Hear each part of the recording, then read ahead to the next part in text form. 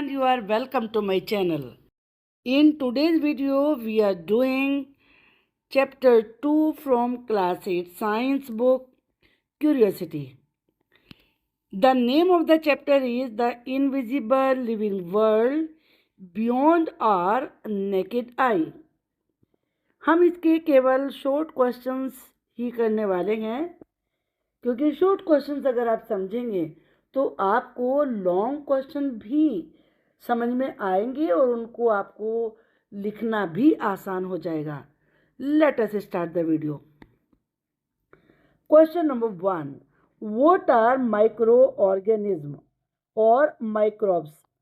Short में micro organism को ही माइक्रोब्स कहते हैं. पहली बात तो आप ये समझ लीजिए. The organism that are not seen with our naked eyes. Give two examples of microorganism. Microorganism के दो एग्जाम्पल दीजिए.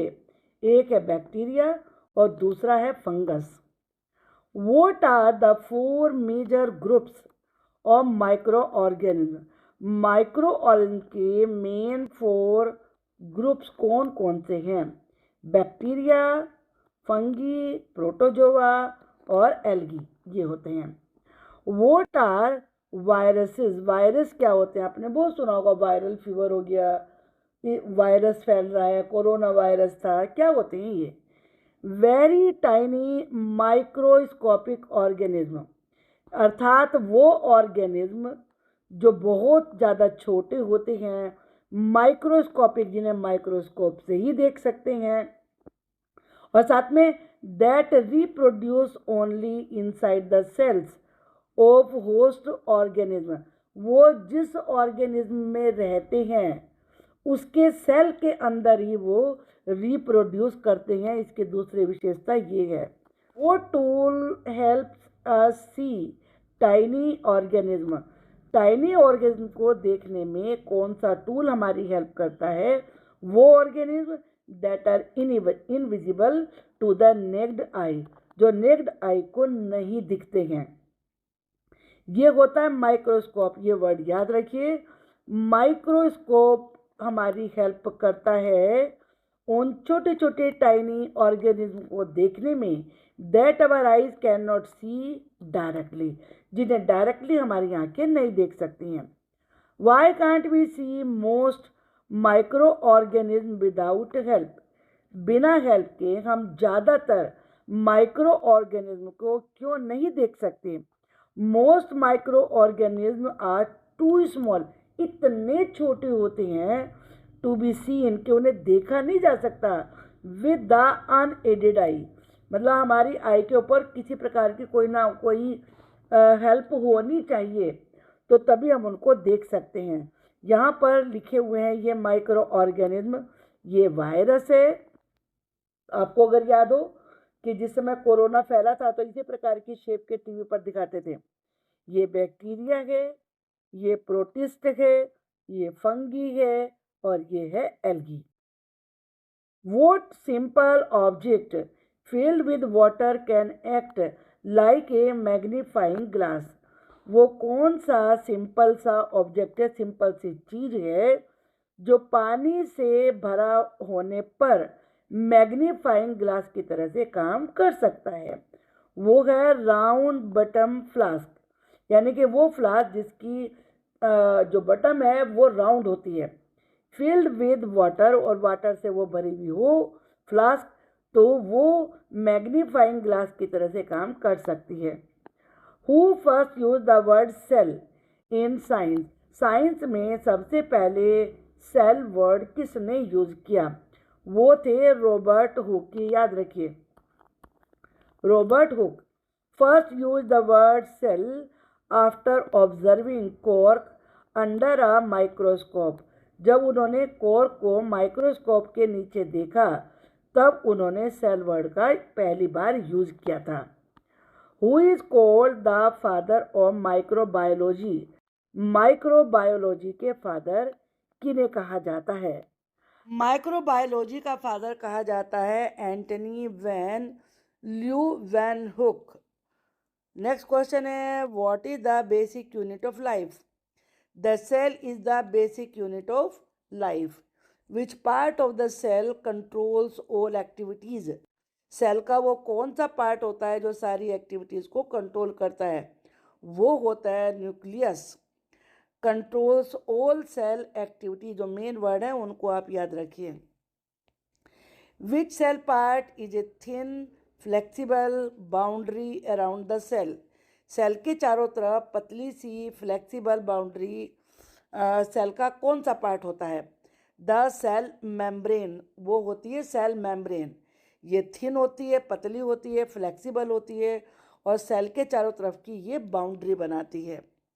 Name the jelly like substance inside the cell. Cell के अंदर जो जेली जैसा सबस्टेंस होता है वे लाइफ प्रोसेसेस अकर. जहाँ लाइफ प्रोसेस होती है उसका नाम बताइए. वो होता है साइटोप्लाज्म. इन नामों को याद रखिए. Cytoplasm is the jelly like substance where life processes occur. Occur का मतलब होता है होना, घटित होना. Name two single celled microorganism. वो दो ऐसे माइक्रो ऑर्गेनिज्म के नाम बताइए जिनमें एक ही सेल होता है. वो है बैक्टीरिया और कुछ एल्गी होती हैं ऐसी. Name two multi cellular micro organism. Multi का मतलब होता है मैनी, जिसमें बहुत सारे सेल हों. ऐसी दो माइक्रो ऑर्गेनिज्म के नाम बताइए. वो है फंगी और algae. What are the two types of microorganism on the basis of their functions? Functions के आधार पर दो प्रकार के माइक्रो ऑर्गेनिज्म बताइए. एक तो यूजफुल माइक्रो ऑर्गेनिज्म है जो हमारे लिए बहुत उपयोगी होते हैं और दूसरे होते हैं हार्मफुल माइक्रो ऑर्गेनिज्म जो हमें बीमार करते हैं. यूजफुल जो हमें हेल्दी कर बनाते हैं. हमारी बॉडी में भी बहुत सारे होते हैं, गट बैक्टीरिया होते हैं. Name the micro organism which promote the formation of curd. Curd दही, यानी कि दही के बनने में जो माइक्रो ऑर्गेनिज्म कंट्रीब्यूट करते हैं, हेल्प करते हैं, वो कौन से होते हैं? वो होता है बैक्टीरियम लैक्टोबैसिलस. इसका नाम याद रखिए आप अच्छे तरीके से. Bacterium lactobacillus promote the formation of curd. Which extra layer is present in plant cells. कौन सी वो एक्स्ट्रा लेयर है जो प्लांट सेल्स के अंदर मौजूद होती है but not in animal cells. लेकिन एनिमल सेल्स में नहीं होती. वो होती है cell wall. The cell wall is present in plant cells but not in animal cells. यहाँ पर आप देख सकते हैं. यहाँ इसको बड़ा करके मैं दिखा देती हूँ. ये आप देख सकते हैं ये एनिमल सेल है और ये प्लांट सेल है. तो ये जो यहाँ पे देख रहे हैं ये सेल वॉल है और ये है सेल मेम्ब्रेन अंदर. और ये माइक्रोकॉन्ड्रिया जो अंदर होता है ना, ये माइक्रोकॉन्ड्रिया होता है. इसमें ये है, ये है साइटोप्लाज्म जो ये है यहाँ पर ये है. और ये बिल्कुल सेंटर का पार्ट न्यूक्लियस होता है. ये वैक्यूल होता है ये अंदर. और ये क्लोरोप्लास्ट होता है. Which plant cell part contains chlorophyll for photosynthesis. कौन से प्लांट का कौन सा सेल का पार्ट होता है जिसमें क्लोरोफिल होता है जो कि फोटोसिंथेसिस बनाने में यूज होता है? वो होता है chloroplast. Contain chlorophyll for photosynthesis. इसका नाम याद रखिए आप. वैसे तो याद रहना चाहिए आपको कि क्लोरोप्लास्ट होता है ये. क्लोरोफिल से थोड़ा सा इसको आप कोरिलेट कर लीजिए तो नाम याद रखने में इजी रहेगा. Which cell part stores food. Cell का कौन सा पार्ट होता है जो फूड को, वाटर को, वेस्ट को जो प्लांट सेल में होता है उसे स्टोर करता है? वो होता है vacuole. Stores food, water and waste in plant cells. इसको याद रखिए, vacuole. How do onion peel cells appear under a microscope. Microscope के नीचे अनियन के छिलके में जो सेल्स होते हैं वो कैसे दिखते हैं? Onion peel cell look rectangular. वो रेक्टेंगुलर दिखाई पड़ते हैं. एंड आर क्लोजली पैक्ड और बहुत पास पास होते हैं. What shape are cheek cells generally, जो चीक सेल्स होते हैं जनरली उनकी शेप कैसी होती है?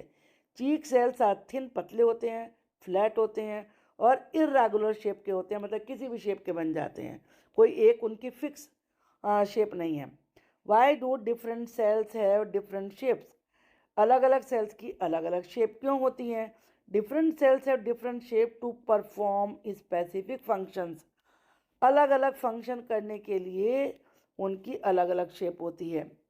Arrange these levels of organisation from simplest to most complex, simple से कॉम्प्लेक्स यानी कि जटिल की तरफ इनको आपको अरेंज करना है। ऑर्गन है cell, tissue, organism, organ system. सबसे छोटा होता है सेल, सेल से बनता है टिश्यू, टिश्यू से बनता है ऑर्गन, ऑर्गन से बनता है ऑर्गन सिस्टम और ऑर्गन सिस्टम से बनता है organism. What do microbes that decompose waste help form in soil? Microbe जो कि डीकम्पोज करते हैं वेस्ट को, वो किस प्रकार से मिट्टी की हेल्प करते हैं? मिट्टी को बनने में हेल्प करते हैं। फॉर्म का मतलब बनना। They help form dark nutrient rich manure, जो मतलब डार्क कलर की होती है जिसमें न्यूट्रिशन बहुत ज़्यादा होता है, ऐसी खाद बनाने में हेल्प करते हैं जिसका नाम होता है compost. Why don't pickles spoil easily? Pickles मतलब अचार, अचार जल्दी से ख़राब क्यों नहीं होता? एक तो हाई सोल्ट होता है, उसमें बहुत ज़्यादा नमक होता है और शुगर होती है। Prevents microbes from growing in pickles. What gas is the main component of biogas made by microbes?